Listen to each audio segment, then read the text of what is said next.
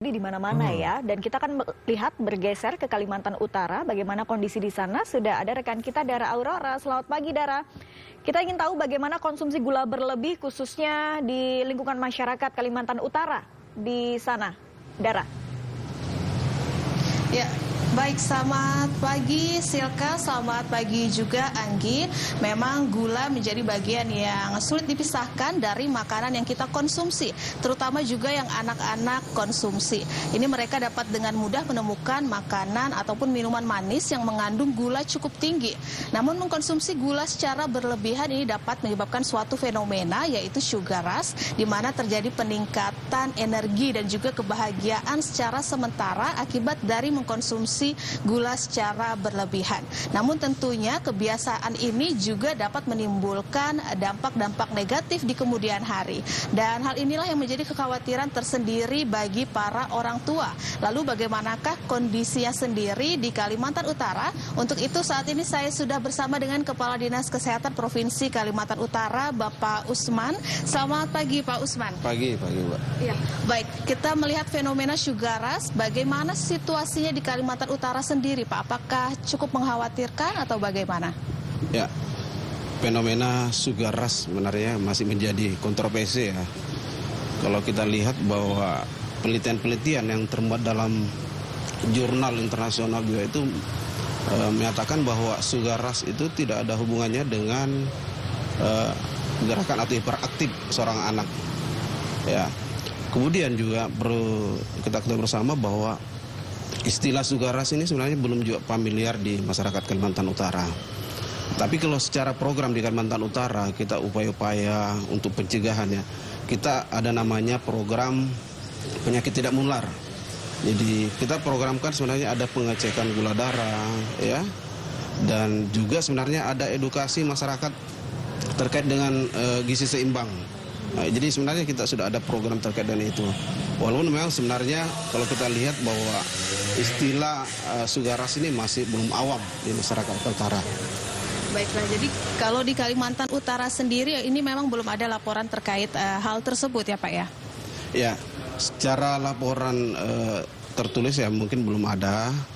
Kemudian walaupun sebenarnya kenyataannya di lapangan atau di masyarakat mungkin ada anak-anak yang hiperaktif.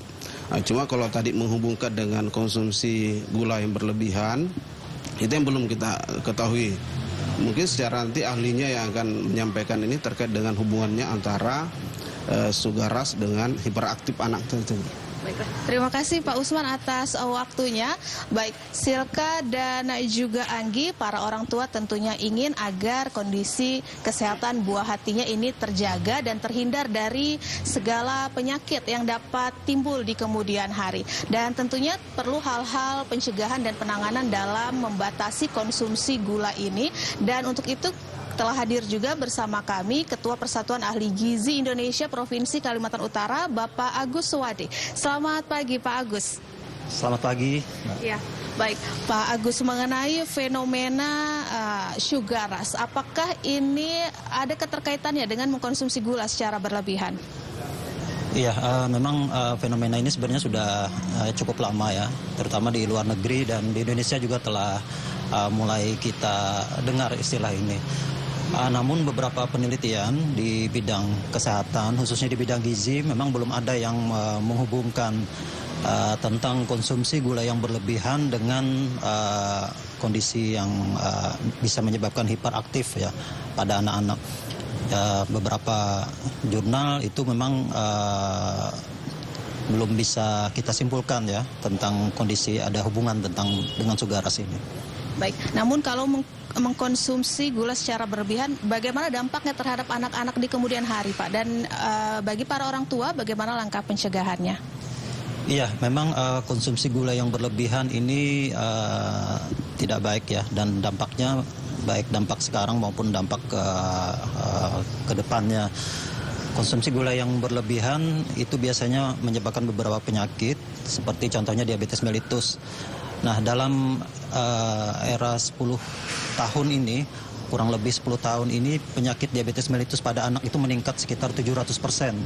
Nah, ini yang perlu kita waspadai, karena nanti akan berimplikasi ke berbagai penyakit yang lain.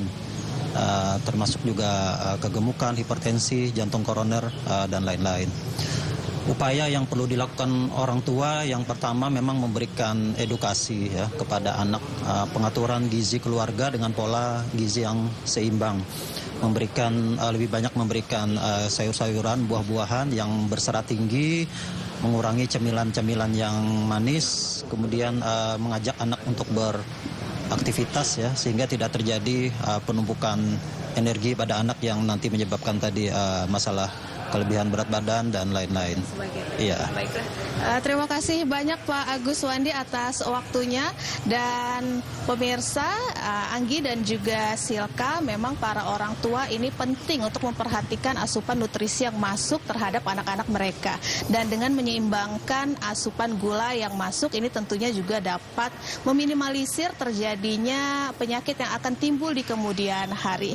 Ya, demikian Anggi dan Silka yang dapat kami sampaikan dari Kalimantan Utara. Kembali ke Anda di studio. Ya, terima kasih Dara Aurora melaporkan dari Kalimantan Utara ya, bagaimana kondisi di sana juga terkait